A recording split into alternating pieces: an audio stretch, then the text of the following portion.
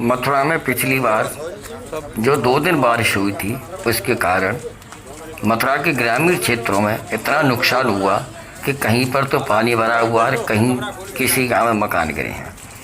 तो नमस्कार दोस्तों, मैं हूं भगवत शर्मा और आप देख रहे यूपीएन समाचार 24/7। दोस्तों, मथुरा के 100 रोड पर एक गांव पड़ता है, ऊंचा गांव, जिसमें अभी कुछ दिन पहले जो बारिश हुई थी, कंटिन्यूस 2 दिन बारिश के कारण एक मकान गिर गया। इसमें एक व्यक्ति के पैर में चोट आई।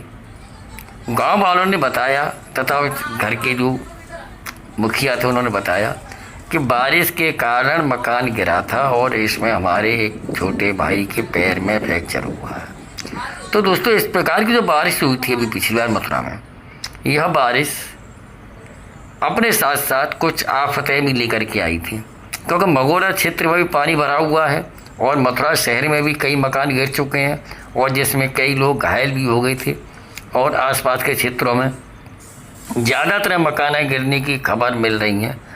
क्योंकि इसका कारण ये होता है, न तो अगर जहाँ पानी भर जाता है और पानी भरने के कारण मकान गिरने की संभावना रहती है, न तो इस पानियों का निकास होता है। हाँ, आपको एक चीज़ बताना चाहूँगा मैं, क्योंकि मगोरा में भी अभी तक पानी का कोई निकास नहीं हुआ। आप देखते रहिए मेरे साथ। धन्यवाद। देखी नहीं हूँ, मेरे घर नहीं कोई आया है। उनके घर के मकान में तो पानी है, 15-20 साल से नहीं रह रहे हैं। मथुरा रह रहे हैं बिना की वजह से मेरी दुर्घटना भई है, बिना में ते कोई नहीं आया।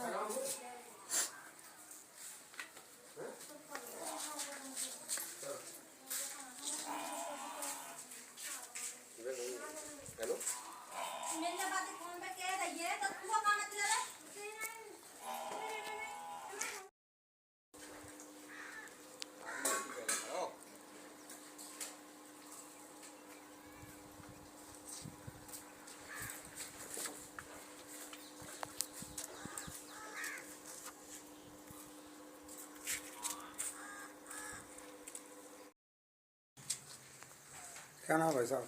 मेरा नाम रवि शर्मा है और मैं यहीं का नागरिक हूँ, ऊंचे गांव का ही। जी, तो ये कौन सा टाइम था ये फटा जब आपके संज्ञान की बात बताइए। दरअसल इसको 4 दिन हो गए जो बरसात जो आई थी उसका ये प्रकोप है, लेकिन इसमें थोड़ी लापरवाही कहेंगे पटवारी महोदय की और प्रधान की।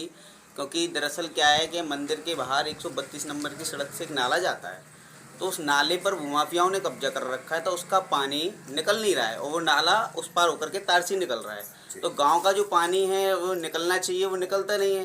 तो वो धीरे धीरे पानी क्या होता है, मकानों में मर रहा है।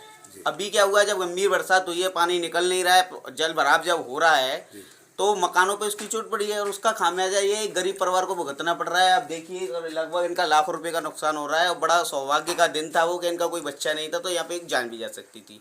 अगर जान जाती थी तो उसका जिम्मेदार कौन होता? एसडीएम को भी मैंने एक बार अवगत कराया है इस नाले के प्रकरण में, एक बार पटवारी से भी बोल चुका हूँ, प्रधान से तो डेली फ़ोन से बोलते हैं।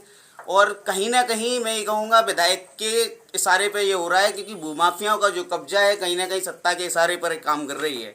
आज गांव की स्थिति इतनी है कि अपनी बदहाली पे आंसू बहा रहा है। आप 3 तरह से रास्ता है और तीनों तरह से भूमाफियाओं का कब्जा है। आप सिंगल किसी भी तरीके से मकान नहीं निकाल सकते। औरतें मंदिर पे पूजा करने नहीं पहुंच रही हैं, बच्चे स्कूल में पढ़ने नहीं पहुंच रहे हैं। ये स्थिति गांव की आ चुकी है।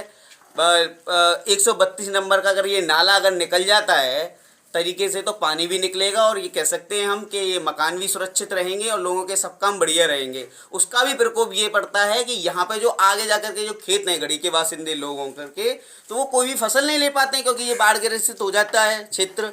अब क्या होता है कि जब वो फसल नहीं ले पाते हैं तो शादी विवाह करने के लिए वो आड़तियों से कर्ज ले लेते हैं, करनी कर्तव्य के लिए वो कार्य करने के लिए मरने के लिए पैसा ले लेते हैं, तो उसका कर्ज हो जाता है और किसान अपनी ज़मीन को बेच देता है।